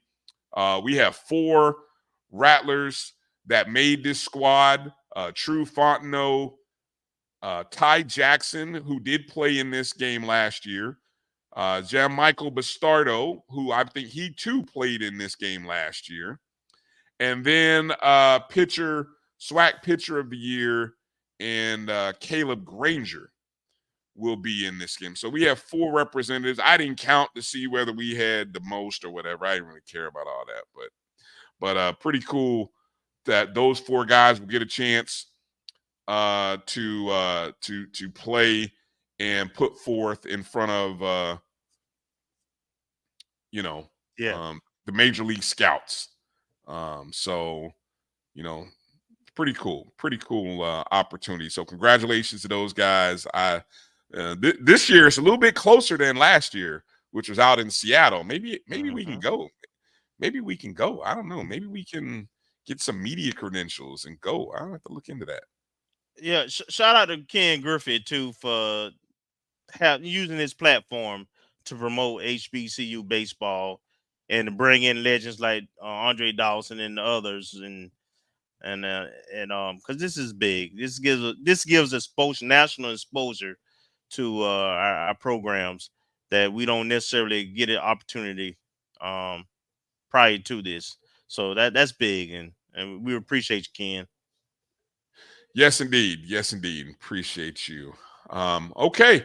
Well, guess what, folks? You're getting us. We're on our way out the door. We're actually kind of making it a little bit on time today.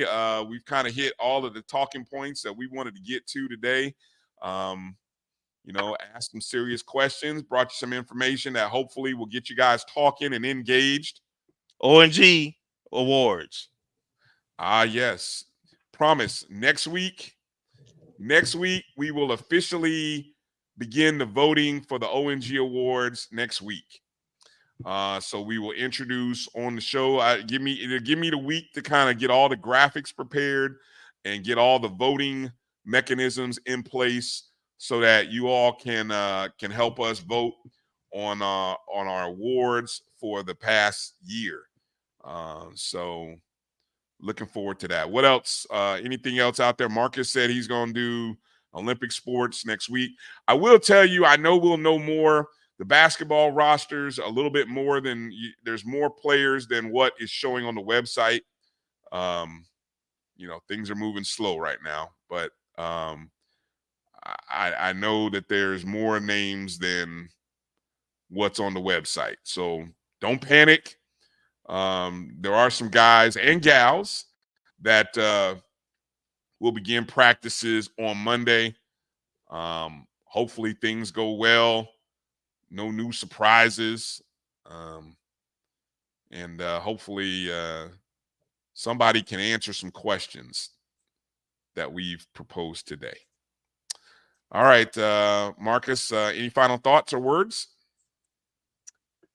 Rattler Nation, just enjoy the summer. Kelvin?